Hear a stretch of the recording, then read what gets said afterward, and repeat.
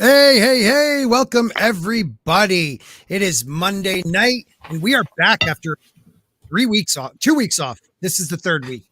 This is a stream by the Crossroads and we do our A Song of Ice and Fire reread.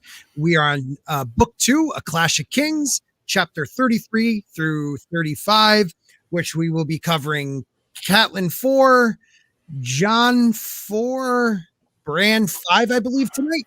And to that guy who left me the message last week or a couple weeks ago on my last review, yes, I forget names, but I do know the material. So thanks for everyone being here tonight. And before we check out who's in the chat, let's see who's on our panel tonight. And we have the lovely, right next to me, the Rose herself, Miss Martin Muses. Hi, good evening. How is your night going? Oh, it's going fine. Just chilling and relaxing. Fantastic. Well, thank you so much for being here. I appreciate you every time you show up, and let's have some fun tonight. Uh-huh. All right. And then below me, we have, he might be, no, he's not muted at the moment. He might look like Stig Kenobi, but he's really Stannis Baratheon, first of his name. How are you tonight, sir? I'm quite well. I made myself a big cup of Earl Grey, and I was starving, so I just boiled myself some rice. So if you hear like clinking things in the background, it's me eating rice. Just plain rice? Yeah, I didn't have time for anything else. So just fuck it. I'll eat rice. Hey, you know what? Like at least I would say a third of the world lives on it. So yeah, yeah, that's from the land of the rising sun, isn't it? But, I got to get something that goes cha-da-cha. Yeah, you know? But I lost track of food because I was playing Red Dead Redemption 2. How is it? It's absorbing. Pulls you in? Yeah, it sucks you in, and then all of a sudden 10 hours. Oh God, that happens to the best of us, man. Yeah, it happens a lot less with age though, but this one had it. Yeah, it's one of those that just grabbed you. Yeah, I like that. Well, thank you for being here tonight. Let's check out who's in the chat. We got a couple people watching. We got Tina Bojan, of course, saying, good evening, friends. She is a channel member and appreciated every time she is here. Thank you so much. Makini90, the greatest mod in the game and a friend. He says, good afternoon, everyone, and welcome to A Song of Ice and Fire, Clash of Kings, chapter 33-35. Please share and smash that like button, and I appreciate that, sir. Check out Makini. He has a great channel of his own, and he's growing. He's getting up there. He's trying to hit that 600 in the next couple weeks. So let's help him do that. Sonny Frank, one of the OGs in our chat when it comes to A Song of Ice and Fire. Thank you for being here, Sonny. It's been a while. Teresa with the wave and the flower. Always love that. Tina is back. Hello again. Such an icy Monday. I will have to be lurking and working. Oh, I see that. It's icky, actually. I screwed that up, but that was even better. I see that. Did I tell you the joke? What's a pirate's favorite letter? R. No, see, you would think it's R, but their first love is the C. Excellent. Thank you. I thought you would appreciate that. Shane Nolan, one of my... I thought somebody said something. Shane Nolan, devoted chatter, devoted commenter. I appreciate you for being here, my friend. Same as the Time Prophet. Thank you so much for being here. And that's who we got right now. He says, it just me, or is it Sporking looking sexy tonight? Oh my. Time Prophet, I'll take that, bro. I'll take that. Platonically, or whatever way. I don't care. I'm taking that. Thank you, my friend. That was not sexy. All right. So I'm excited to talk about these chapters. We've gotten some news in the last couple of weeks about George signing a 5-year deal, George having a Broadway show, all this stuff. But when I get so angry, but when I get back into these books, I love this man. His writing is so good. So good. What did you guys overall thought about these chapters, even though we pretty much say the same thing every time? Yeah. Well, it was wild because sorry, you see. Go ahead. No, go ahead. No, go ahead. No, I was just going to say, I read them last year, so. Oh, that's true. That's true. What were you going to say though, Teresa? Oh, I was going to say this had some wild stuff with the ghost of. I almost said Steeg. I'm so used to Stannis and Steeg being the same. They are the same. Stannis. The ghost of Stannis or the shadow, the creepy baby, whatever thing, just coming out of nowhere and killing Renly. That was pretty interesting. The way it was described, very different in my humble opinion than the way it was in the show, and I think a little more realistic, if you will, if you can. Leaves a little bit to the imagination too. Yes. In the show, it didn't make sense. Right. Because, explain that. Yeah, because they combined the two shadow killings, basically. Yes, Pembroke's and his, right? Yeah, so Davos is supposed to smuggle Melisandre into Storm's End. Right. Right, because there's a hidden cave there.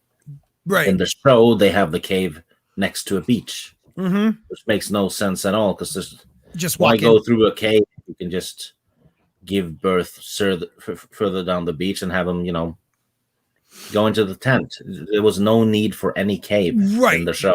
In the show, it had no, like, she's talking about does she in the show even talk about the magic of Storm's End? I don't even know if they try to confuse that even. I know, like, okay, so there's a reason, and we'll be reading that down the way, but she has to go into this cave to get the second person. But when it comes to Renly, there was no reason to do that in the show. No reason at all. I mean, and what's up, Runner? And they show up in the cave, and Davos is like, oh shit, it's barred. It didn't used to be barred. Right. Like, so what? Just go outside the cave and give birth then. Exactly. The tents are just down the beach. It makes no sense at all. No sense at all. But in the book, it's done so well. You get, I like how you do get, at the beginning of it. Well, let's read the synopsis. What am I talking about? So let's just jump into Cat. I'm sorry. I wasn't even thinking. Yeah, I thought I was just Cat. I know. And the great Miss Martin Muses will be reading that. Here we go. All righty. Well, once upon a time on Game of Thrones, it is full dark before Catelyn, Sir Wendell Manderley, and Sir Robert Royce arrive at the village. The steps, 7 walls, one for each god, are cracked and crooked. She enters alone. Catelyn remembers Septon Osmond telling her every god is one with 7 aspects. In Winterfell, Septon Chael hung carved masks, but here they are but rough chalk drawings. Catelyn prays to the Mother to spare them if she can, and spare her own sons. She wonders if Eddard Stark's gods ever answered him, and looks around.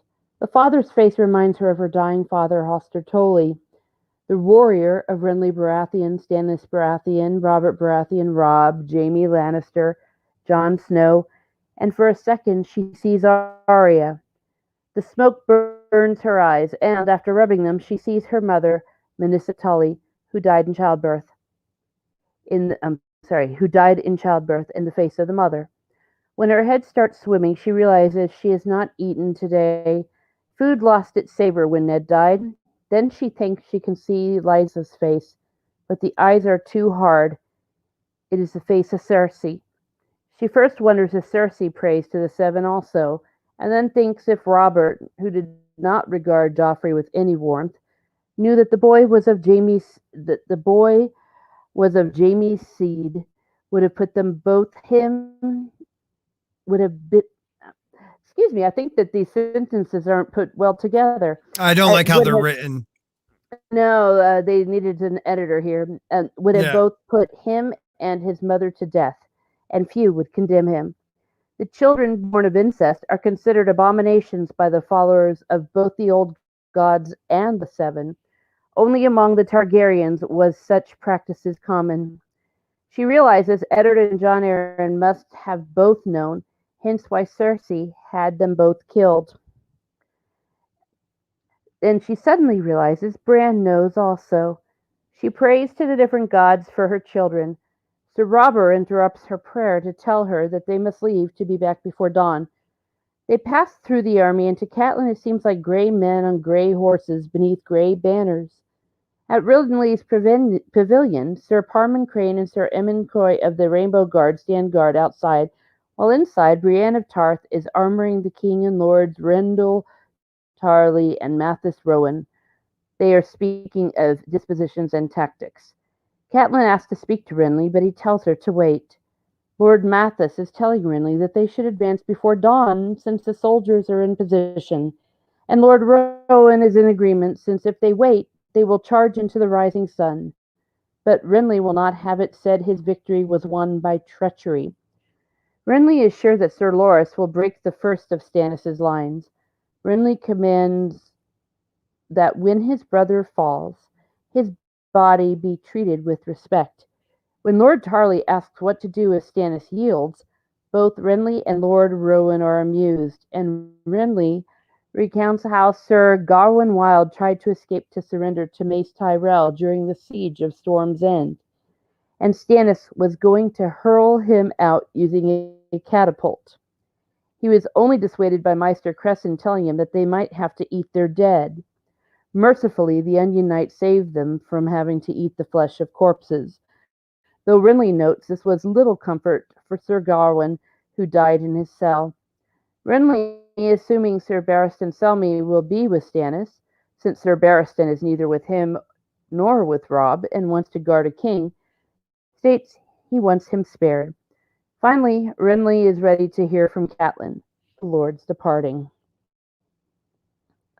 Catelyn now tells Renly that the Lannisters tried to kill Bran, explaining that there was a hunt the day he fell, and while Robert, Ned, and most of the other men were gone, both Jaime Lannister and the Queen remained at Winterfell.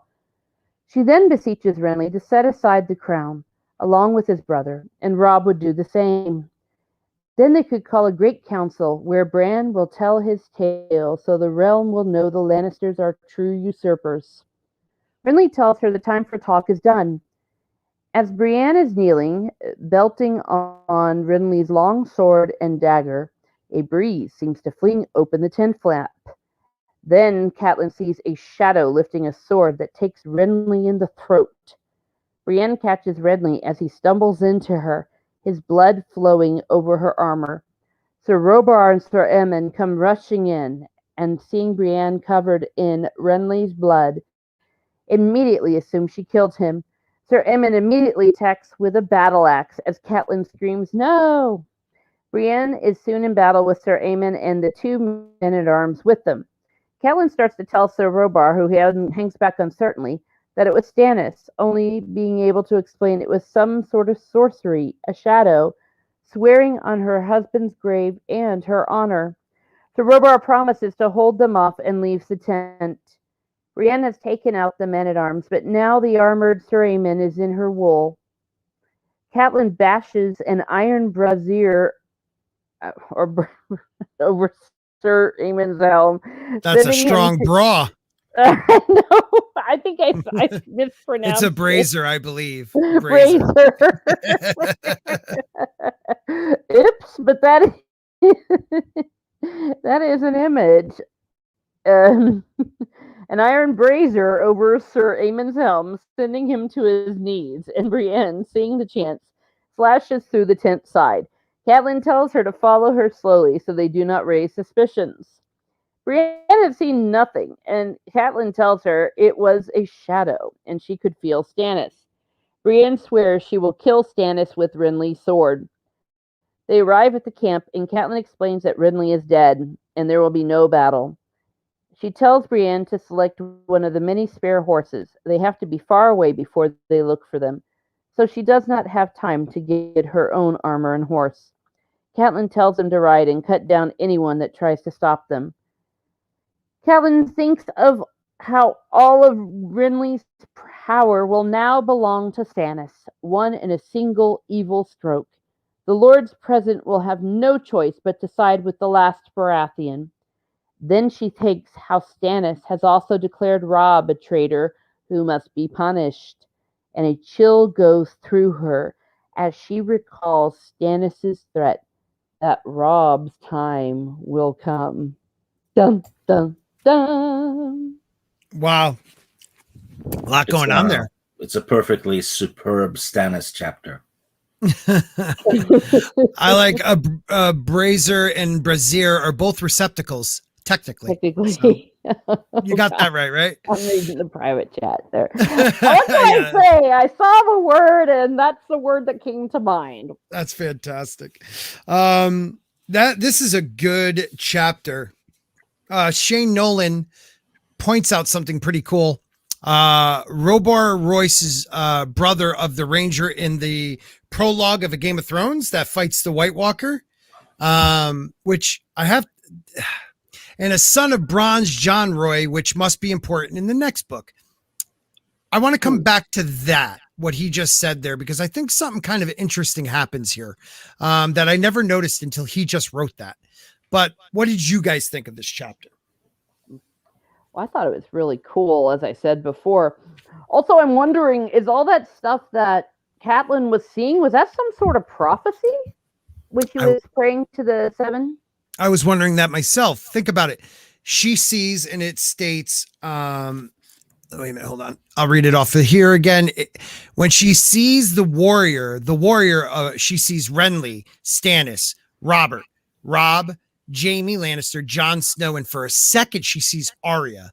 So a warrior? Like, how does she see? Like, it must be a flash of something.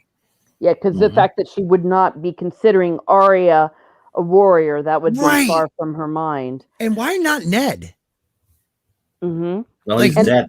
Well, but so is Robert Baratheon. Yeah. Also, just the fact that she sees Jon Snow at all because she hates his guts. So as the warrior, you know, precisely, like if she's praying, the last person she would be praying about would be Jon Snow. That's another thing that struck me. Another thing that I think is foreshadowing is that all the statues were cracking, which could be that the fate of the seven is starting to crumble. Ooh. Yeah, because weren't they chalk drawings? Well, yeah, well, but they're like breaking kind of apart. You're saying, yeah, and about that in this very chapter, we most likely see the power of a different god, right? At work. I do like, the seven have almost no power here in this tent, right? Well, I do like, she does bring up the old gods. She says a crack ran down. Here we go. A crack ran down through the mother's left eye. It made her look as if she were crying. Catelyn could hear Sir Wendell's booming voice and now and again Sir Robar's quiet answers. And they talked of the coming battle. Otherwise, the night was still. Not even a cricket could be heard, and the gods kept their silence. Did your old gods ever answer you, Ned? She wondered. When you knelt before your heart tree, did they hear you? I just thought that was kind of interesting, but like, it has to be some form of premonition, or because why see Arya and not at once? You would think Ned would either be with the father, with her own father, but the father of her children, or the warrior, you know. That's what caught me. Like, maybe she didn't see him as a warrior, but a husband. Well, but then he would be father, though, like father to her children. But all she sees is her own father. I guess that makes some sense. I just think he would have been in that somewhere. Yeah. You know, she goes through a lot of like the pain of losing him. There's a part where her head swam, the sept seemed to move around her, the shadow swayed. It's like, I felt like in this chapter she realized that Bran must have saw something. Like, it wasn't just like, because in the summary it makes it seem like she knew definite that Cersei, you know, that's why something happened to Bran. No, it's almost like she realizes in this chapter, oh my God, he must have saw something. And I'm trying to find that. You guys talk amongst yourselves. Yeah. Yeah. Oh, and the wind did it. It went woo into the tent. Right. Kathleen even said it. She thought it was a gust of wind, but it was woo. It was woo. Yeah, here's the part. Like, she thought she saw her sister, but they recalled not Liza's eyes, but Cersei's. Cersei is a mother too. No matter who fathered those children, she felt them kick inside her, brought them forth with her pain and blood, nursed them on her breast if they are truly Jaime's. And then, does Cersei pray to you too, my lady? Catelyn asked the mother. You know, like she's like having a discussion with the seven. Yeah. But no one answers. Or do they? Because she sees all those. Yeah, visions. that's true. You know, that's the first time I think I've realized that might be the only time I've ever seen maybe the seven have an active role in this, because, you know, Lord of Light, active. The old gods, active. I feel like in the next book, the newest book coming out, we'll see the drowned god being active. You know, the queer gods of other lands kind of active, but the seven aren't. They're almost like a belief without any proof. But that's almost like the first time I feel like there was some proof. Mm-hmm. That's a valid point. What's up, Keck? Yeah, foreshadowing. Yes, I believe you on that, sir. There was a couple other things, like, so going back to what Shane said here. Where was it? Robar Royce, brother of the Ranger in the Game of Thrones prologue. So both of these guys are present when there's something magical. The White Walkers in the prologue, that was really the last magic we saw, other than the dragons being birthed. That's a huge magical moment. But like, this is the first, maybe not just magic, but like sorcery we've ever seen. And maybe it's from the same power. But why are Royces involved? That's what I wonder. I don't know. Just coincidence? Yeah, I think it's about to say coincidence. Yeah. But this is, and I like what you just said there, because this is the first time we're seeing some type of sorcery in the books. Like, yes, the birthing of the dragons, that almost felt like a prophecy being fulfilled, or the like, just like, but this is like actual, like, you see, she can't explain why she felt it was Stannis. You know, like in the show, it's actually, you see Stannis's face. This, it's almost like she felt it was Stannis. It was a shadow, but she felt Stannis. Oh, Brienne must have felt it too, though, or seen something, because she's immediately blaming Stannis. Mm-hmm. Yeah, even though it seems like Catelyn's the one explaining it to her, but you have a valid point. She right away goes to Stannis. Yeah, it feels like a thought crime. It needs to be canceled. Oh. Well, this is actually a true thought crime. Yeah, that's true. What up, free folk? Shady business. Yeah. Shady business. Oh my God. Oh, well, I missed it for a second. Yeah. Before we get to the shady business, let's backtrack a little bit to when he's speaking. You got Renly speaking to his lords. Renly. Okay. So I find it funny in Game of Thrones, Renly is kind of being, when he talks to Ned, he's being unhonorable. He's not being an honorable person. Snatch up the children, you know, arrest her, take them under your control. But Ned's like, no, I want to do the honorable thing. And Ned ends up dead. Mm-hmm. Now we got Renly. They're like, attack now, do this, do that. No, I want to do the honorable thing. If my brother falls, respect his body. If we're not going to leave early, I told him an hour, we're going to go then, because I want this to be a respectable win. He's dead. You know, it's almost like George is telling us, if you do the honorable thing, you're going to die. Mm-hmm. Maybe that happens to someone at the wall as well. And absolutely. A future book. Right. Absolutely. Or even in this book later on at somebody's house above the wall. You know, the person being the honorable person, you know, something always happens to them. Yeah. Yeah. It's true. This isn't a world where honor is rewarded. I thought that was at the beginning of 3, actually. Oh, I thought it was at the end of this one. You might be right. I don't know. I just read book 1, 2, and 3 in one go last year. Right. So. Shane is saying Royce family is related to Stark's first family and close friends with Ned. Yeah, there is marriages between those two families, which is rare for the Starks to marry outside of the North, except for Rickon Stark's kids. He was into that whole Southern ambition, thing. But yeah, the Royces are one of the only families that the Starks have historically married outside of the North. They're a very ancient house. They're a first men's house. Yes, they ended up being, married into with Andals. And when they go into battle, they wear these bronze looking, I don't think they're bronze anymore. They used to be, but they're steel, but bronze looking armor with runes all over them. It must be a really cool sight to see that family going into battle. You know what? Daenerys is honorable too in book 1 and gets Drogo and her child killed and possibly her. Oh shit. Ooh. You're absolutely right. Mm-hmm. Wow, man. There is something George is trying to say about honor.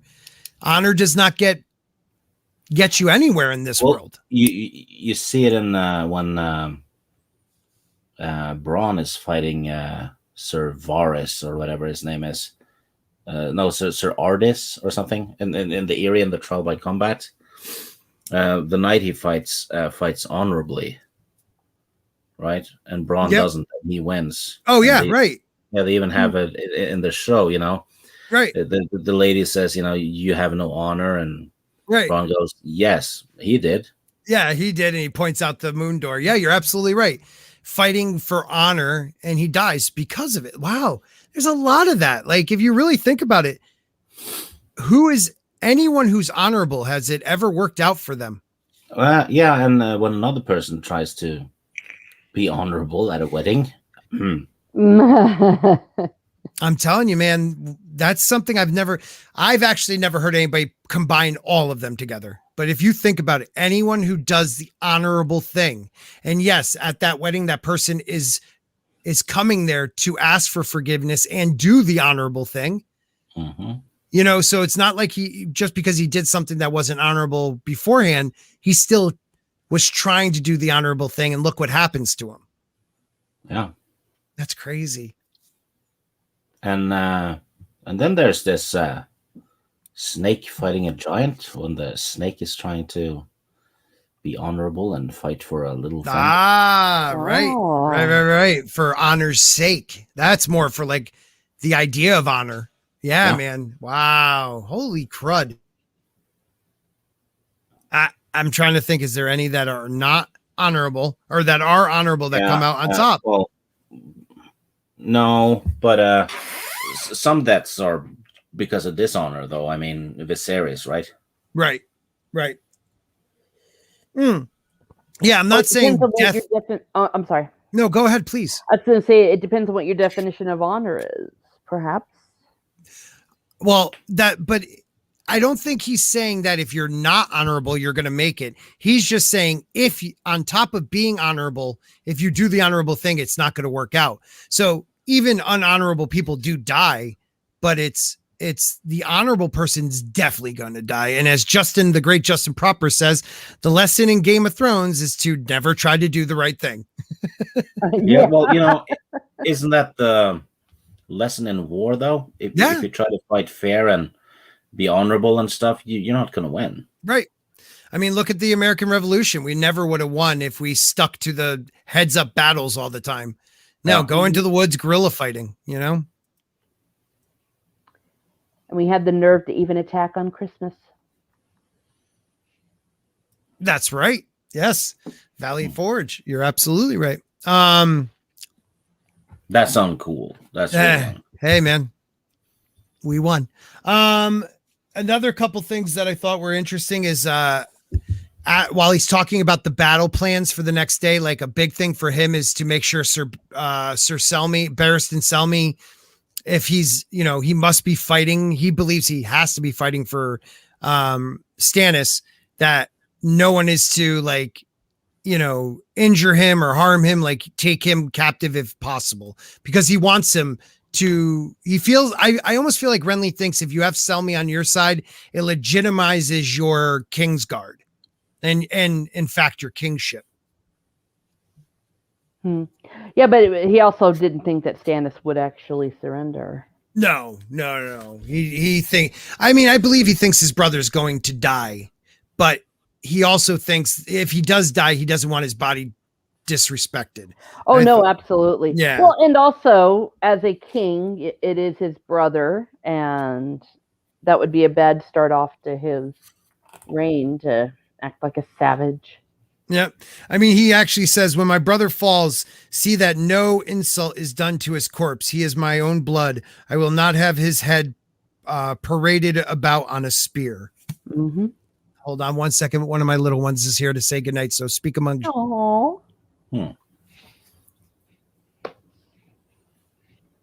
Okay. Hi, Rev Kev. Rev Kev is in the chat. Just Whoa. turned 50. Yay. We were on his birthday celebration on Sunday morning my time. Yes. Hope your birthday went well, Rev Kev. Yes. And another 50 marvelous years. All right. Someone just say hi. Hi. Okay. Oh my Hi. gosh, I told her not to go on camera, but she did it anyways. Have a good night. Bye, buddy. so adorable. She's a good kid. The great Rev Kev. I love you, man. Happy 50th birthday, my friend. Hey, everyone. Hope you're all doing well. Rev Kev just turned 50. And he has a great TikTok channel, guys. If you ever want to be like inspired and you're on TikTok, follow him. And he does some cool Star Wars videos now and again too. And Yeah. reviews and He really does. yeah, all kinds of stuff. Mm-hmm. Definitely follow that man. He's a good dude. Yeah, I'm sorry. I missed what you guys were talking about. So please go ahead. No, we were just talking about his birthday. Yeah, Rev Kev. Oh, okay. Well, happy birthday again. So there was something else I wanted to talk about. I like the, talking about how, what you just said, he will definitely not surrender. Like that he actually put a guy who even recommended surrendering. He put him in a cell till he died. Exactly. Like the dude is hard. And then, Which is kind of stupid on the show. He just gives up. right. My army is hungry. Yeah. The guy who survived for years on rats and book bindings. Yeah, and was willing to even do cannibalism if need be. Yeah, and slaughter all the thousands of horses we have, and then 2 days later they're gone. You can freeze the meat in the snow, man. Talking about cold though. Listen. So Renly's talking with, Cat. Cat's like, I beg you in the name of the mother, blah, blah, blah. But Catelyn began when a sudden gust of wind flung open the door of the tent. She thought she glimpsed movement, but when she turned her head, it was only the king's shadow shifting against the silken walls. She heard Renly begin a jest, his shadow moving, lifting its sword, black on green, candles guttering, shivering. Something was queer, wrong. And then she saw Renly's sword still in its scabbard, sheathed still, but the shadow sword cold, said Renly in a small, puzzled voice. A heartbeat before the steel of his gorget parted like cheesecloth beneath the shadow of a blade that was not there. He had time to make a small, thick gasp before the blood came gushing out of his throat. So this is the Lord of Light, but yet cold is what he felt right before he was murdered. Interesting. I think it's because Melisandre is dead. Fire White. Mm-hmm. Oh. Yeah. Or I was thinking maybe it was symbolic of death. That's why he felt cold. It was death personified. Yeah. Oh, okay. But like, so Melisandre, this is what I never understood what a shadow binder was until this book. She's a shadow binder. And to me, I guess this is a form of shadow binding, making shadows bend to your will and do what you want them to do, using, Stannis's essence. But for a fire god, for shadow, I understand light makes shadows, but for it to be cold, I just found interesting that there's another spirit out there or god out there that cold is a big part of. Yeah. Maybe we will see a character that's very cold soon. Right. That has something to do with that. I think he has, but we'll see. Senator Sheev, what's up? Says shadow binding is a general magic skill taught to all faiths in Ashai. Yes, but what actually is it? Is it that we don't know anything? Like we haven't learned the actual term, right? Just the word. We haven't heard a definition, just the term. Does that make sense? We've only heard. I think it was Varys who said it, that Melisandre was a shadow binder. She's never said it, I think. I don't remember if she said it or not, but didn't Mary Mazdul say she was a shadow binder too? Or was that assumed? I can't remember. I don't know. I'm trying so hard to remember names because that guy made that comment. Oh, he really got me good with that one. He bashed you for misremembering names. He goes, yeah, because I was talking about how this series changed my life, made me want to read more. He goes, yeah, it really changed your life. You can't remember any names. I was like, you got a good point there, dude. Yeah, well, these names are hard to remember. They're weird. Yeah, but I understand why he would say that. Like, I'm like, this changed my life. That guy and the thing and the place. Like I got it. Well, you know what though? The shadow creature's sword. Yeah. Cut through armor. Yes. The only other thing that can do that is Valyrian steel. Ooh. So I'm wondering if it could be like the same magic in it, like if something from that magic is in it. Well, don't forget, Valyrian steel has that dark color to it. Could that be some type of shadow binding element that makes it? So it's not really the carbon that they use doing that, but it's the magic that makes it that color because they use a shadow binding. That oily stone. Yeah, because when you watch the show and she gives birth to that thing, it's oily. Yeah. Oh. Yeah, you're right.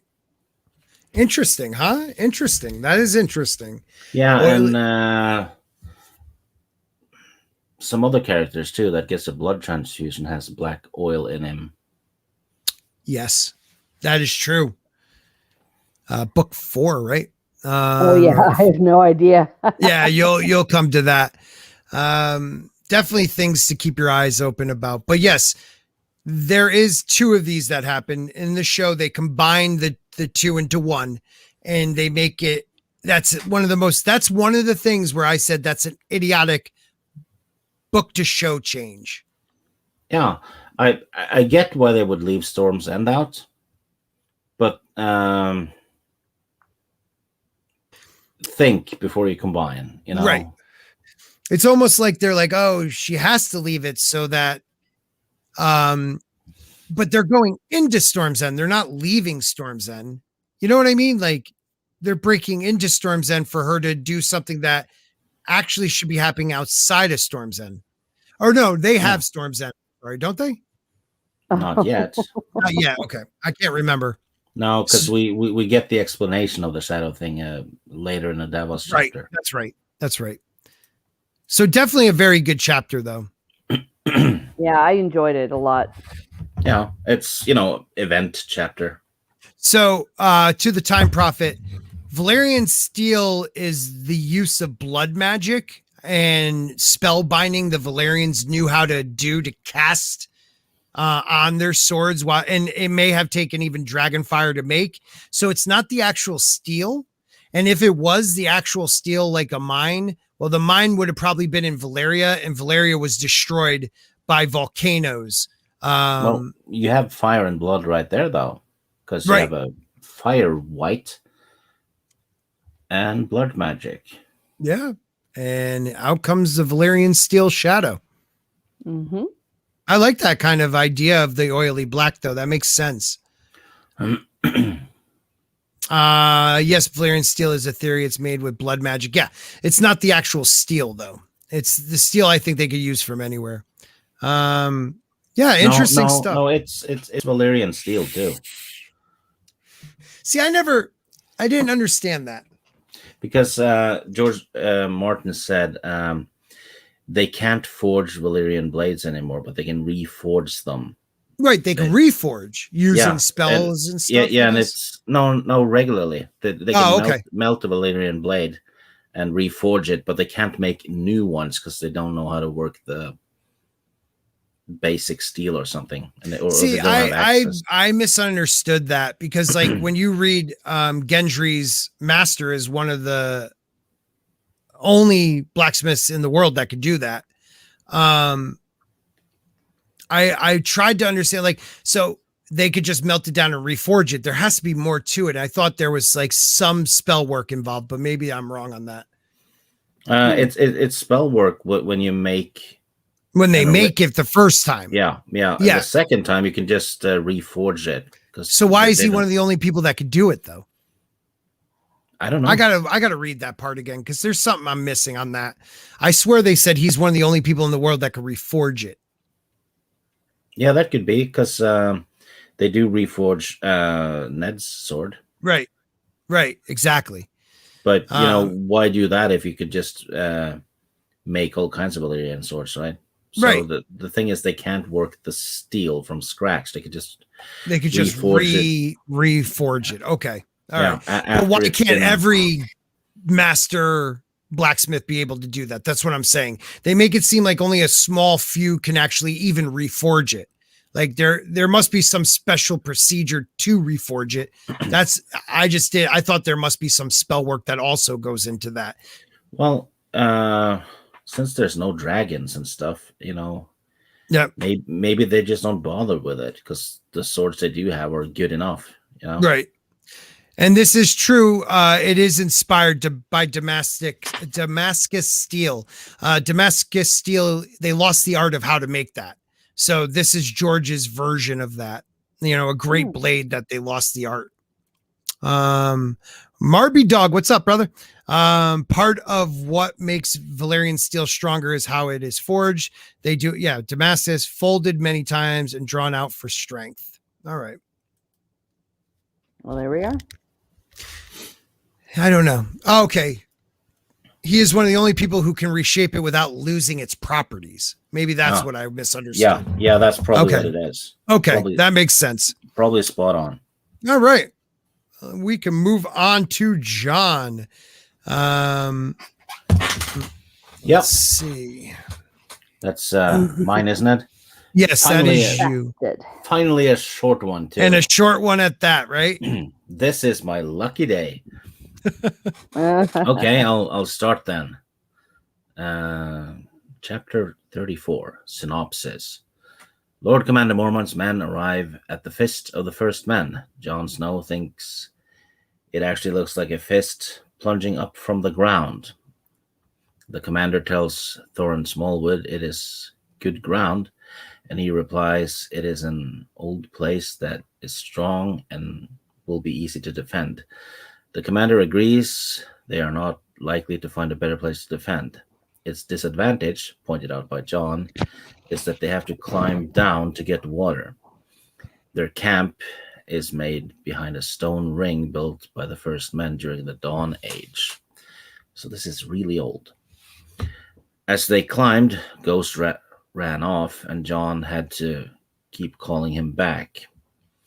But the commander finally grew impatient and told Jon to let him go. Jon Snow can tell the traveling is wearing on the Lord Commander, but he tries not to let it show. After putting up the Lord Commander's tent and seeing to the horses, he descends to find Ghost. who suddenly appears next to him. He feels a growing sense of foreboding. He climbs some rocks from where he can see the Milkwater River and the rugged landscape giving way to high stony hills to the north. When darkness starts to arrive, Jon is interrupted by Samwell Tarly. Jon tells Sam that the Lord Commander plans to stay here and wait for Qhorin Halfhand and the men from the Shadow Tower. And he should get the Raven ready since the Commander will want to send a message. Sam states the ravens hate being caged, and if he could fly, he would be back at Castle Black and eating pork pie. They return to camp. Overhead, the red tail of Mormont's torch is as bright as the moon. When they arrive, Jon leaves to attend the Lord Commander. Mormont, who is talking to some of his officers, tells Jon to bring some hot spiced wine. As he prepares the wine, he hears Jorman Buckwell state that following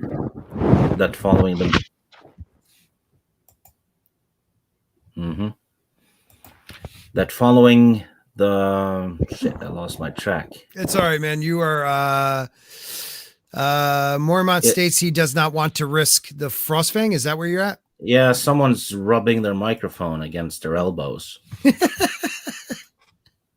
I'll mute. I don't know if it's me or not. Shit. Okay, following the Milkwater would be the easiest road to the Frostfangs, but Mance Raider will know of their approach. Sir Malador Locke recommends Giant's Stair or Skirling Pass. Mormont states he does not want to risk the Frostfangs unless he must. Lord of the Rings reference right there. He plans to remain at the Fest since the wildlings outnumber them, and the wildlings will have to come to the Frostfangs eventually for food. They will strengthen their defenses.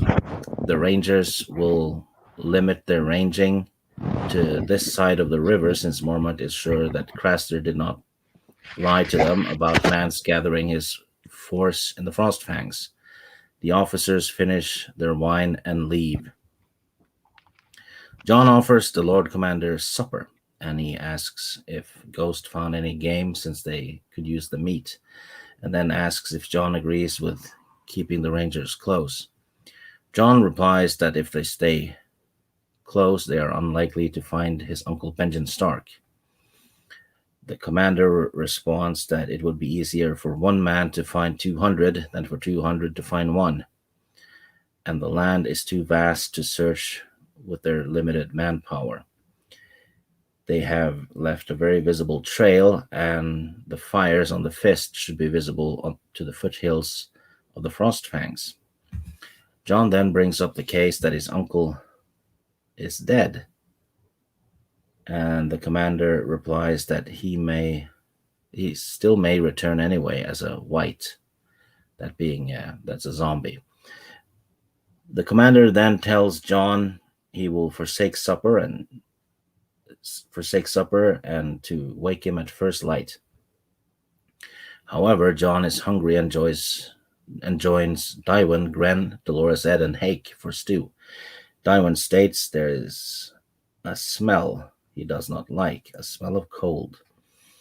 Jon hears a howling, and then Ghost appears, surprising Jon since he has previously refused to come inside the ring. Ghost seems preoccupied, sniffing the air. Suddenly, Jon is alarmed since Ghost knew when the dead came walking, and Dywyn has said it smelled cold. Ghost starts to go and then looks back, so Jon follows, leaving the protection of the ring.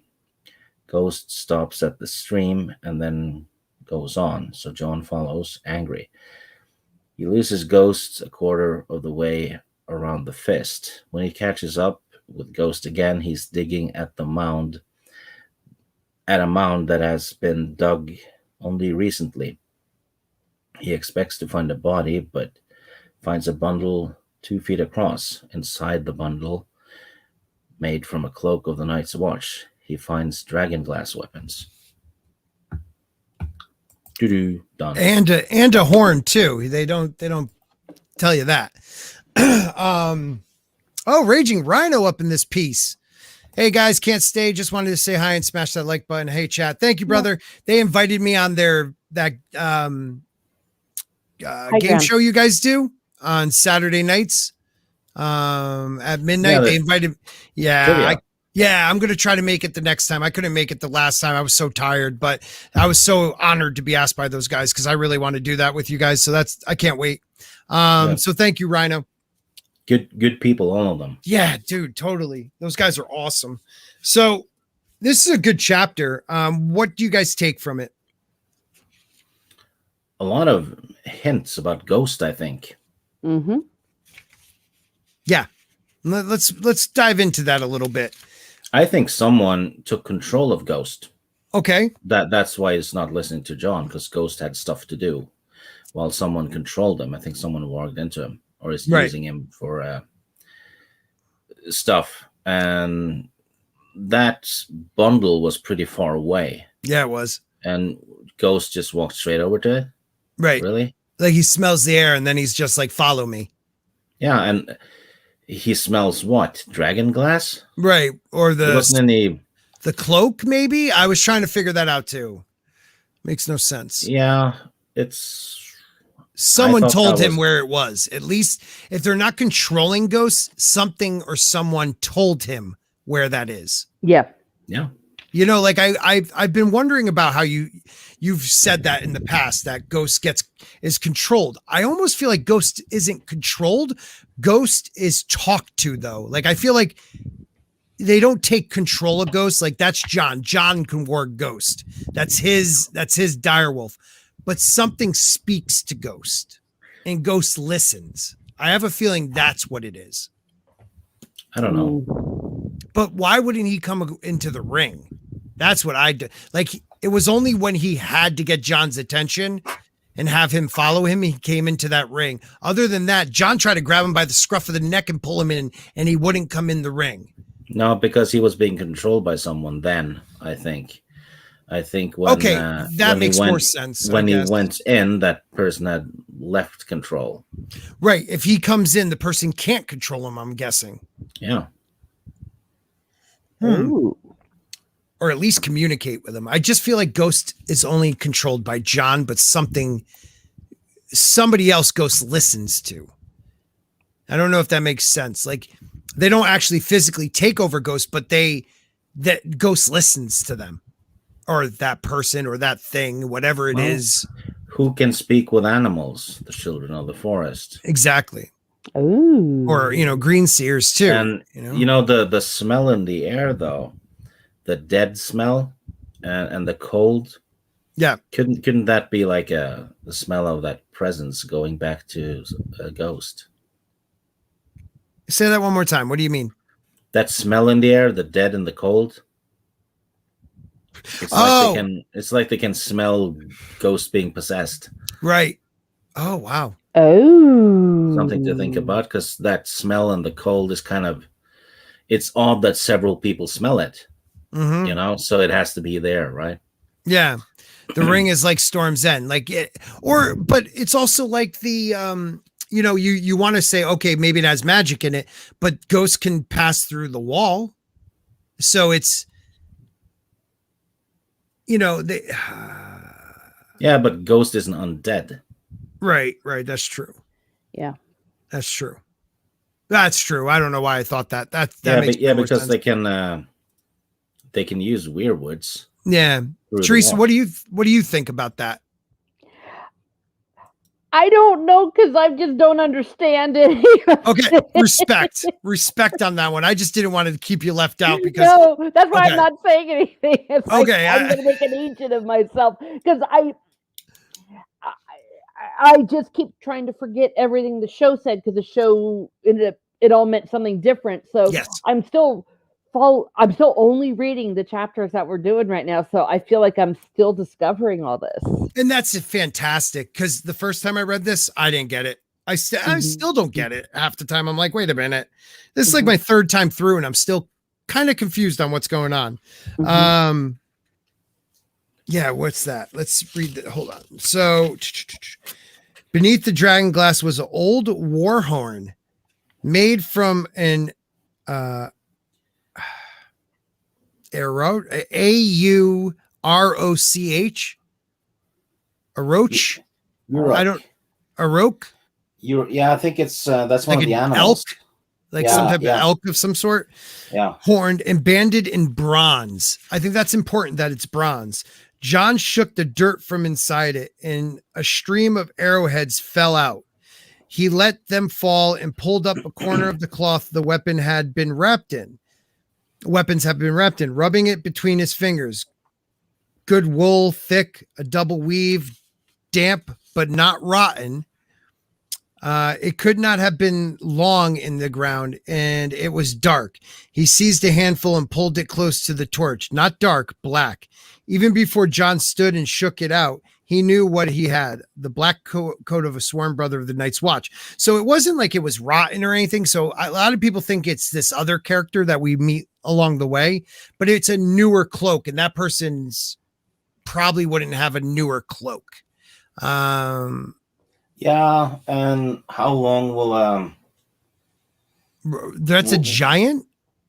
I'm sorry. I didn't know that. Huh. Giants have horns? That doesn't mean like a buffalo. I don't know. But okay.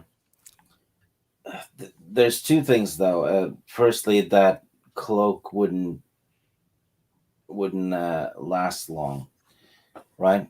Right. And it was a freshly dug hole, right?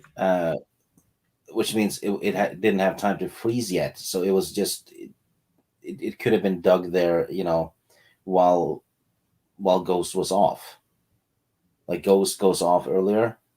Okay. The forest bury that shit. Right. Ghost goes back. Right. Because it's cold as hell up there. So the whatever hole was dug would have been frozen fast. Yes. I mean, it's real cold. Yeah, and he could tell it was freshly dug, so it was probably not covered by snow. Right. So it was buried there very, very recently. Right. And secondly, this is something I brought up before. The Lord Commander is not interested in finding Benjen. He's not worried about him. Because either he told everyone, "Oh yeah, we're going to look for Benjen." Right. And now he's saying what? He's saying, well, it's probably better that he finds us. Yeah, and the whole point was to look for Benjen. That's why they left. So this is one of he'll be fine. Yeah, this is one of those Aurochs. So look at it next to like the human being right there. You got these people like that's as tall, the back is as tall as a man. So these animals, first of all, these animals died out in Europe in like 1600s, but it's a very large cow, and the horns on them are pretty. I always thought the horn in this was a smaller horn, but that's a pretty massive horn. Mm-hmm. It could be a special horn. It has bronze wrapped around it. Now, bronze is used by the oh my God, I'm blanking right now. It was used by the First Men. Was it the First Men or was it the Andals that use bronze? Some of them, but it's not made by the Children of the Forest, though. No, it is not. And if that is the horn that can break the wall, right? And the Children of the Forest want to break the wall, they've just given them the means to do so. Right. Oh. Right. Which is shady as shit. Right. Right. Why? Mm-hmm. Exactly. I just realized I muted myself again. Sorry. I don't trust those little bastards. No. What did you notice in this chapter? Anything, Teresa, that stood out to you being a first-time reader? No, not really. And of all the chapters, these are so far the hardest ones in this Clash of Kings for me. I'm having some trouble getting interested in them. The Jon chapters or chapters in general? Oh no, the Jon chapters. Right. I'm far Tedious. yeah, it's like it's very much the same way I feel about a lot of the Danny ones. It's like, okay, enough already. Is something going to happen? If not, let's get back to the kings and all the stuff with the war and everything going on there. Right. Well, the war is supposed to serve as a distraction in a sense Yeah. from the real problem. So I'm not sure if he's done that deliberately. Right. Probably didn't. But still, Right. And the Black Brothers are not supposed to partake in the wars of men. Their job is to protect the wall, even though really they're getting involved in the wars of men because of Mance Rayder. But in truth, they should be worried about, dead things walking, which we've already, John already saved Mormont from. It makes, Here's who came up with that oath? That was way back, right? Yes. We have a different version now. Yeah, but it's to not participating in the war of men. Hold on. I can read it to you right now. Yeah, that could be twisted. That's on his mug. Yep.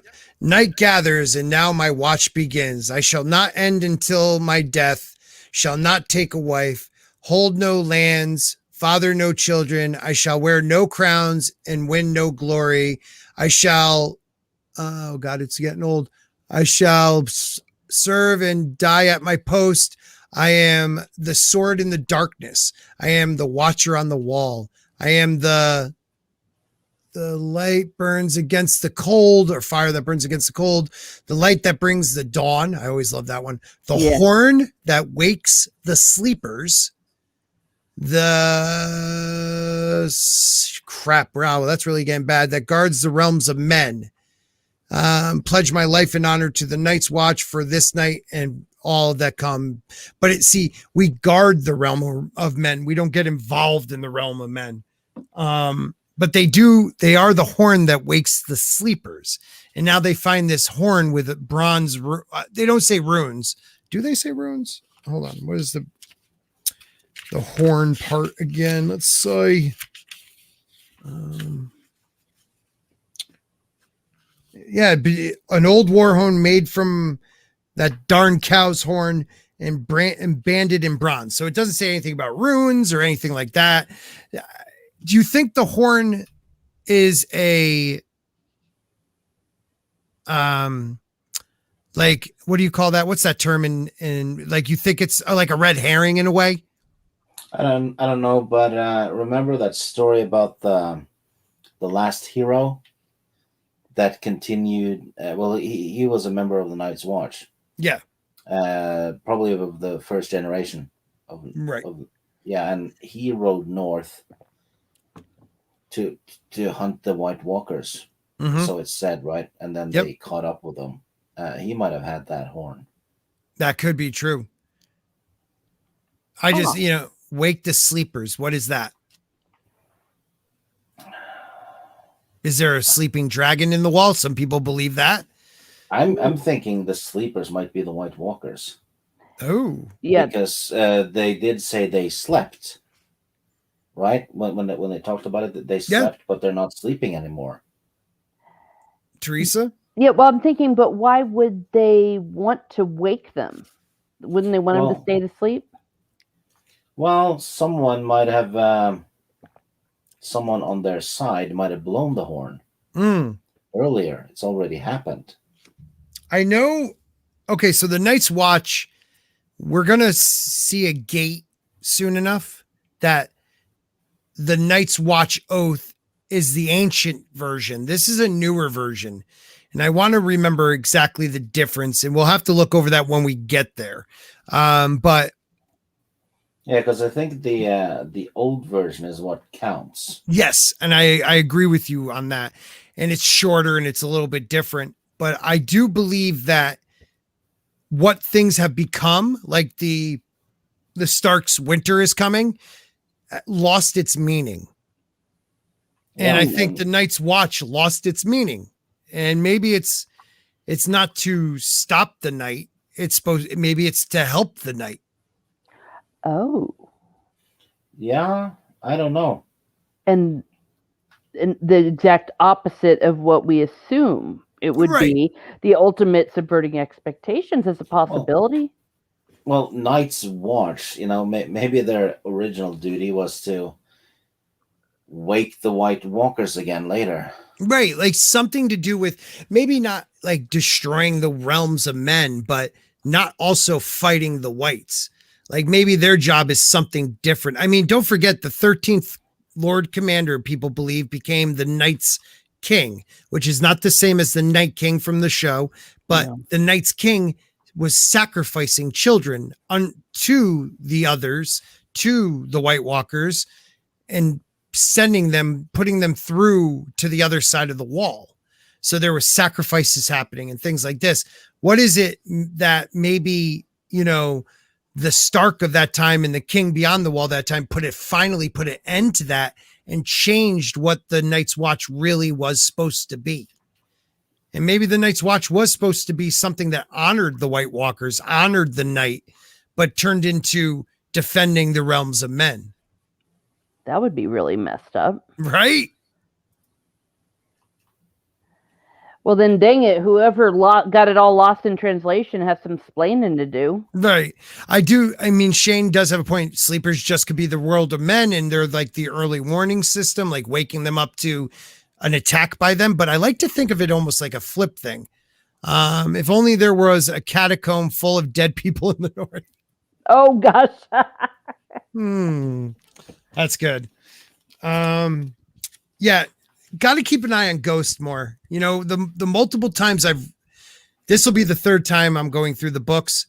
I don't think I kept even a look at Ghost in the idea of somebody else being manipulated. I started to believe that at one point, but never from like the beginning of the series. So this is the first time I'm reading it like that, Stig.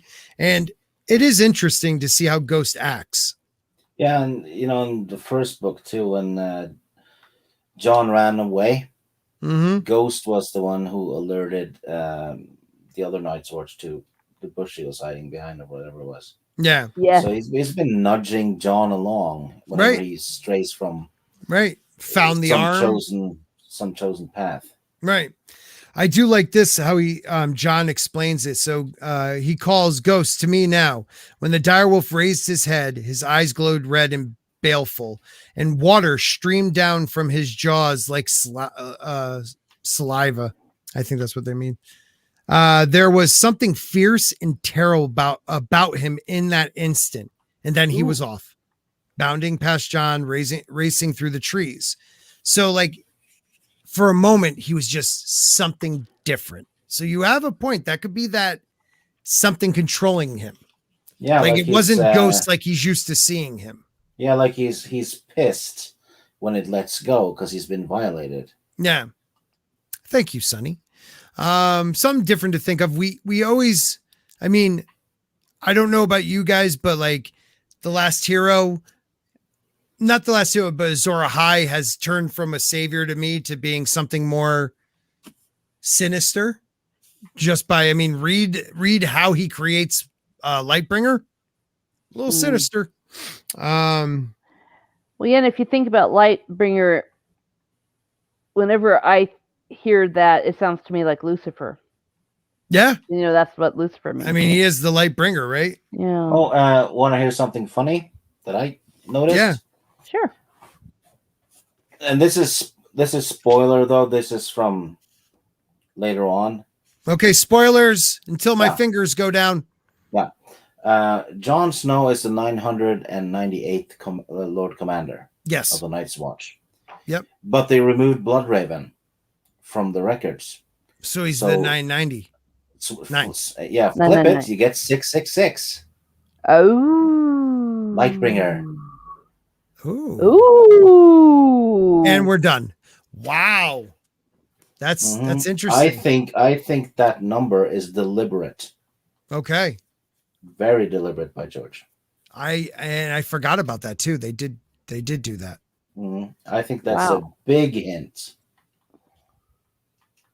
Yeah, I think you're right. Yeah, Lucifer, morning star, bringer of light. Yeah, it's something demonic. I've come to that idea of it. Something not what we, again, like Teresa said, subverting our expectation. Morning star, Sunspare. Yeah. Oh, and don't think Dawn too. They're all in Dorne. Oh, Maybe some origin stuff there going on. Yeah. Oh, what is that? $5 from the great Orville Nation. Dude, you didn't have to do that. Thank you so much. It's a looks like a pair just how's it going? And that's fantastic. Thank you, man. I really appreciate that. You don't have to do that, but Orville Nation, good friend. PJ's a great guy. He's on the road to 7,000 subscribers. dang. I mean, we started out at the same time. I'm so proud of him. He's doing so good. I respect him because he sticks his course. He loves what he does and just sticks with what he loves. Yeah, great fellow. Fun to talk to. I've spoken to him a couple of times. Good dude. Yeah. Pleasant fellow. Yes. And that's what you get too. It's not like one of those, that's how he is on YouTube. And then behind the scenes, he's something different. That's what you get with him. He's a really good guy. Yeah, cool. All right. Anything else from this chapter? We got one more to go. Little side note from the previous chapter. Mm-hmm. Apparently, incest is bad in the eyes of the old gods too. That's what Catelyn said. Right. I think that could be a little bit important too. Yep. And the only people that it was the Valerians, and I do like how she says like the Valerians, man and God, the Valerians didn't listen to pretty much anybody. It's I thought do whatever the hell they wanted. Yep. All right, let's read this next chapter. Let me share that next chapter. Where is it? There we go. All right. So this is Bran 5. Bran is found working the bellows for Michail by Alebelly to tell him that there has been a bird from Robb Stark. Bran lets Alebelly carry him to Maester Lewin's turret where Rickon already waits. The Maester informs them that Robb shattered a Lannister army at the Battle of Ox Cross, killing its commander, Sir Stafford Lannister. He has also captured several castles and is currently at Ashmark, the stronghold of House Marbrand. Rickon asks if Robb is coming home, but Bran knows that only Lord Tywin Lannister matters, as Big Walder states, which disgusts him. Neither Big Walder nor Little Walder seems upset about their uncle, Sir Stevron Frey's death, who they note was very old, 50 or 60, and always tired. Little Walder asks if Sir Aemon Frey is now heir, and his cousin tells him that the line of accession Sir Ryman, Edwin, Blackwalder, Peter, then Aegon Frey, and his sons. Little Walder states that Ryman is too old and then asks if they think he will be Lord, and Big Walder responds he will be Lord and does not care. The Maesters tell them that they should be ashamed. Osha arrives to carry him. She is stronger than Alebelly. Bran asks if she knows the way north, and she tells him it is easy. He then asks if the children of the forest, the others, and giants are still there, and she tells him she has seen giants and heard of the others. He then asks about the three-eyed crow, which she has never heard of. She sets him on the window seat of his bedchambers. Shortly thereafter, Jojen enters the room unbidden with Mira behind him. Bran asks Jojen if he had heard about the bird. He states it was not supper. It was a letter from Robb. Jojen explains that the green dreams are not easy to understand. When Bran asks Jojen to tell him his dream, Jojen reveals that he dreams the sea was lapping all around Winterfell. waves crashing against the gates and towers, and the water came flowing over the walls and filled the castle. Drowned men were floating in the yard. He now recognized these men and declared that they are Ale-Belly, Septing, Shale, and Micken.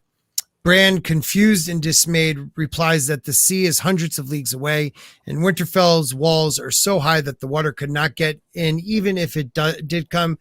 Jojen only repeats his claim, adding that he saw the dead, bloated, and drowned.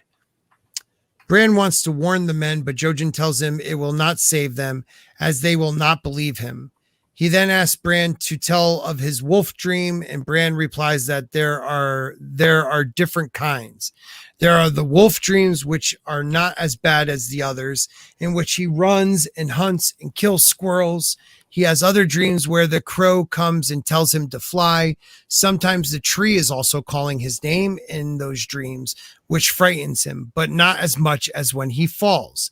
He explains that he never used to fall while climbing, and that he used to feed the crows in the burned tower. Yet he did fall eventually, and now when he sleeps, he falls all the time. Jojen tells Bran that he will be called a warg if others hear of his wolf dreams, and some will hate him in fear, as the power is strong in him. Bran is concerned since in Old Nan's stories, wargs were always evil, and tells Jojen that he wants to be a knight. Jojen replies that he is a winged wolf, but will never fly unless he opens the eye in his forehead, and he must search for it with his heart. When Bran states that Mr. Lewin claims dreams are just that, Jojen responds they are the past, the future, and truth. With that, they leave him, and Bran tries unsuccessfully to open his third eye. On the following day, Bran tries to warn his household, but no one seems to believe him. Micken thinks it's funny and states he always wanted to see the sea. Septon Shayla states the gods will take him when they do, and he does not think he will drown since he grew up on the banks of the White Knife. Ale-Belly takes heed and refuses to bathe or go near a well until finally other guards give him a bath because he stinks so badly. Sir Rodrik returns with a man that Hayhead tells Bran is named Reek. He serves the now dead Ramsay Snow, the bastard of Bolton. The bastard and Reek murdered Lady Hornwood. Roderick's men shot Snow as he attempted to ride away. He had forced Lady Hornwood to marry him and then to sign a will naming him heir.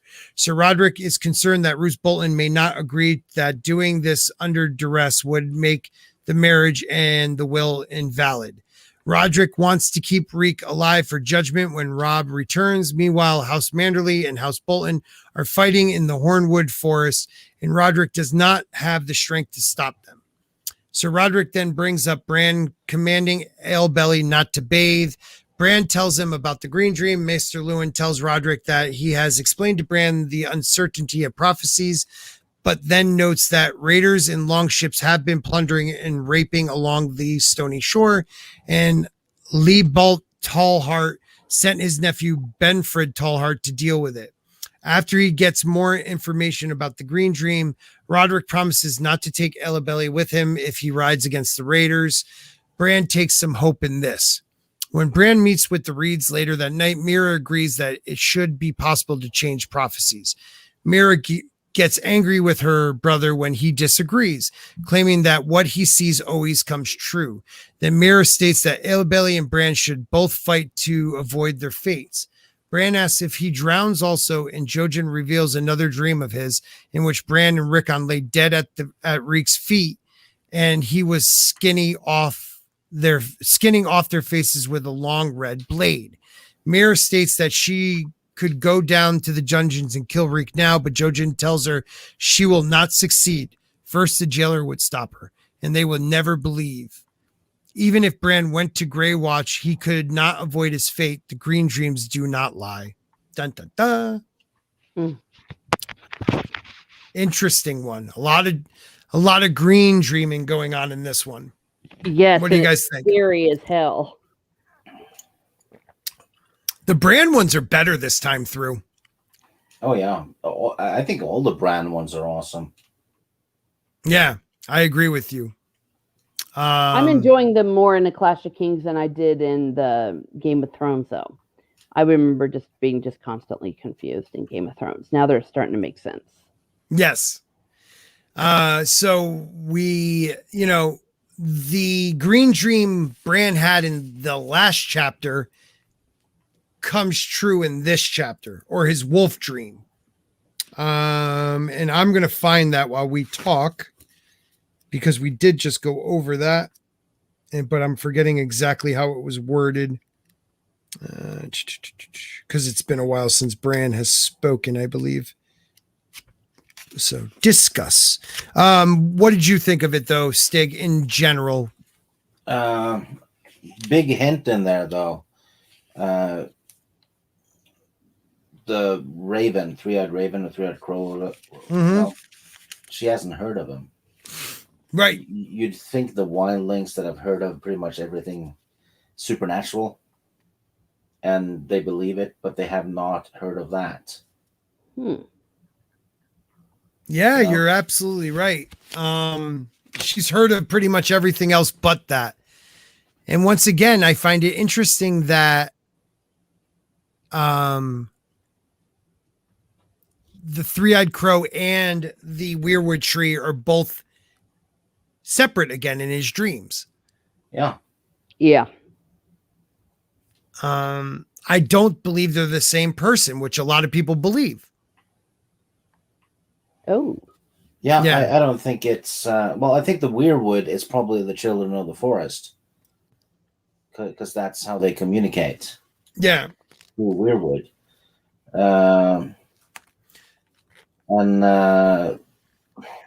I can't say it because I know we can't talk about it. I can't wait till we get to that chapter, because I gotta point this stuff out. Why I think it's different. Oh, I guess make a note of it that when someone else doesn't seem to know what that crow is. Right. Yeah, I think it's very interesting that someone from the north above the wall that is a lot like an old non with her stories and understanding of things men have forgotten doesn't know about that. Interesting. Shane brings up the Walders not caring that their uncle's dead. And I forget which Walder it is. It'll say it here. The one that tells his cousin, little Walder. So Big Walder knows the line of ascension perfectly. Like, these two guys are always fighting over who is ahead of who in the line of being the king of the twins. And I find that pretty interesting, that's like a Frey thing. They're all fighting over who's going to run it once the old man dies, if he ever does. So like they get happy when somebody ahead of them dies, which is so random and so foreign to Bran. Yeah, there is absolutely, as far as I can tell, no love that any of them have for each other. Nope. And that comes from the father, like or father, grandfather, great grandfather. He's a terrible human being, it's funny. It's funny, the little and Big Walder, they give you a very, a glimpse into the Frey family and like how they treat one another. It's interesting. But we get a couple green dreams in this one that Bran talks about. Let's see. One of the biggest green dreams he talks about, the ocean coming to Winterfell, crashing into the walls, overtaking the walls, drowned men everywhere, people dying. Like, it's such a vivid thing he brings up. What did you think about that, Teresa, when you read it? I was terrified by that. And I think I know what the symbol means because of what I know from the TV show. Right. But what a horrible premonition right. to have. And I mean, think about it like someone, like when I read this for the first time, I didn't even really think anything of it. Like, it's amazing how after you read what happens, you're like, oh my God, how didn't I put that together? Mhm. You know, like George is really, his prophecies or his dreams are just, he puts them in a way that, why didn't I figure that out before? You know, Yeah. it's really interesting. Well, and Jojen as well has had, stuff, but and it sounds like it's backing up Bran, Mm-hmm. Yeah. but I think it's two different things because, well, spoiler, You those- kind of have to do a little yeah, spoiling. yeah, because those dead Bran talked about, they're not Mhm. bloated when they're dead. Right. They don't drown. Right. Yeah. So it could be something that happens later because someone saw dead faces in the water. Mm. Oh yeah. Huh? Yes. So I it like what could you be- say there. It could be two different prophecies there, Yeah. I like Marby Dog says here, the weirwoods are physical highways. I don't think they're physical highways, but don't forget the children talk about tunnels everywhere. Mhm. I believe they have tunnels throughout Westeros, and they could pop up anywhere in Westeros. I truly believe that. I don't think maybe that the weirwoods marked different entrances to these tunnels, but there's tunnels underneath the wall, underneath Winterfell, underneath the Eyrie, underneath the Westerlands. Like there's tunnels everywhere. Mhm. So the children definitely use those tunnels to, they could see with the weirwood trees, but physically they can move around. And the only place I think those tunnels do not reach is a little island in the middle of the God's Eye. Maybe. Maybe. Yeah, access points. I agree, buddy. Definitely. Like the Viet Cong in a way. I kind of, yeah. Like you just don't see them. It's interesting though. Is there anything else in this one that I wanted to hit? I just love I love his writing in these. They're just fantastic. He's just George's writing is just, I just love how he explains stuff and stuff. I'm such a terrible describer of things, but I just find it interesting. Well, no, it's incredibly vivid and, as I said, terrifying. Even though I kind of know what's happening, just the way that they describe it, and then just the way that they were saying we can't warn them because they won't believe us. Right. The dread that I felt. Well, what do you think? Jojen is right, or do you think she's right? Can these green dreams be averted? Interesting. Because he doesn't believe they can be. Jojen, nope, can't be averted.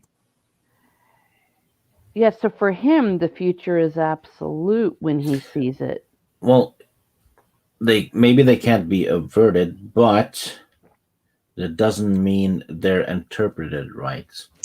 That I agree, definitely. But do you think they could be averted? I don't know. I don't know too much about them yet. Well, I'm just thinking about the prophecy or the dream that he had, and in that context, Mm-hmm. I don't know how it could have been. Right. Because first of all, you have to believe in the dream to avoid whatever the dream is saying would happen. And understand it correctly. Yeah. Interpret it correctly. And that's why often it's considered ill-advised to try to follow a prophecy or a dream for that very reason, that you can paradoxically bring about your ruin. I like that Sir Roderick doesn't just sweep it under the rug. He actually listens to what the kids are saying. Mm-hmm. I found that interesting. Like he decided not to take Ale Bailey with him, so he wouldn't, if they go after the, long ships. I thought that was kind of interesting. What else is there that I wanted to talk about? So we find out that Sir Roderick killed Ramsay Bolton or Ramsay Snow and brought his Reek, this guy Reek, with him. We don't know much about this guy Reek at the time. We find out by Lady Hornwood, that poor woman ate her own fingers. Oh my God. Yeah. Yeah, and there's I'm probably gonna talk about it in the next Bran chapter, but there's something really fucked up happened on the road. Yeah. Yeah, we'll talk about that next time. I mean, really messed up. Yeah. Wow. Well, I'm looking forward to it then. Yeah, me too. Other than that, I don't have much else to say about this one. I like the contrast between not Bran, but Mira and her brother Jojen. Like, she's more positive. He's like this negative, like old man in a young kid's body. And she's like this more positive, like, we can make our futures right. So I thought that was kind of cool that you notice that more and more as the chapters go on. But other than that, I think I'm good. You guys? Yeah. Stig? Yeah. Yep. All right. Yeah, I forgot about that, Stig. Oh my God, I forgot about that. Oh my God. Yeah, we will be talking about that in the next Bran chapter. It happened.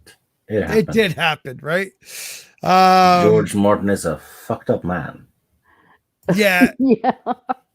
I think you're right too. I know they had her trapped and he skinned her. That's another. I mean, they dreamt of the skinning of the face and stuff. Like, there's so much that happened in this chapter. The green dreams were fantastic in this chapter. I just can't find that part about the skinning of the face. And why? Why even talk about it? Ugh. All right. Thank you guys for coming tonight. I appreciate it. I had a good time. Yeah, it was loads of fun. Yeah. We will do this again next week, everybody. We won't be taking another week off for a little while at least. So we'll be doing the next 3 chapters, which I believe are Tyrion. We'll be doing Tyrion, Theon, and Arya. So I hope you guys join us. Teresa, let them know where they can find you.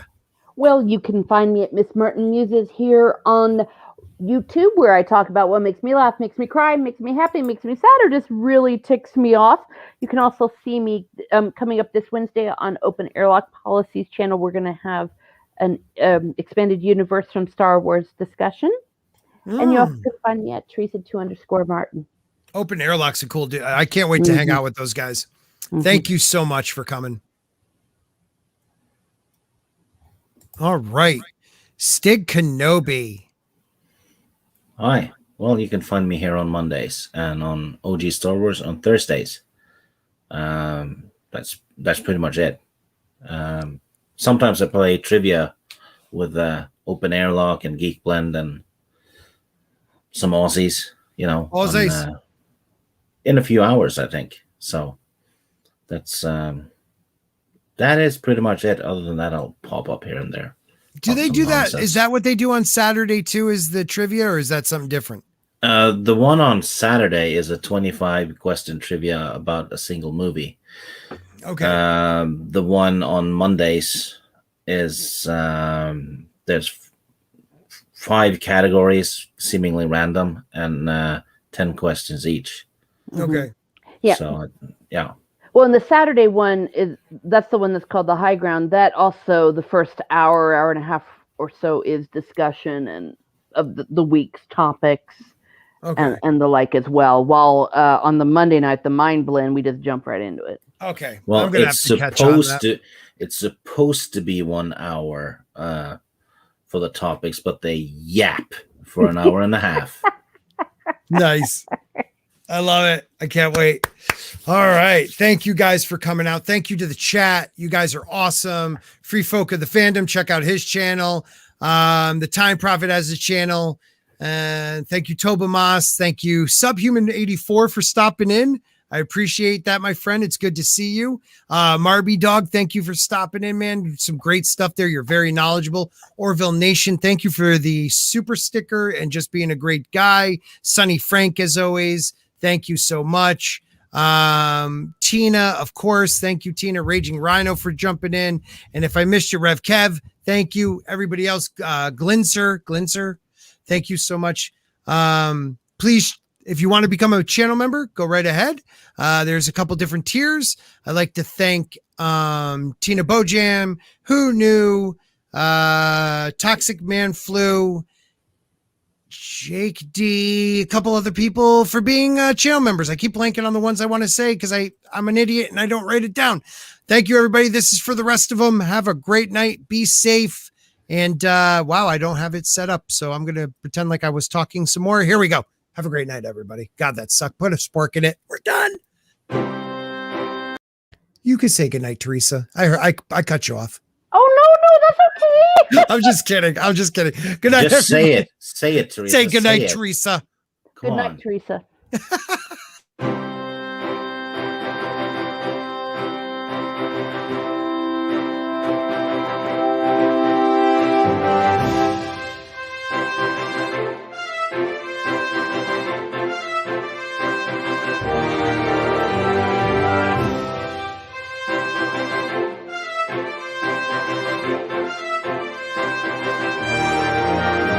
Have a good night, everybody.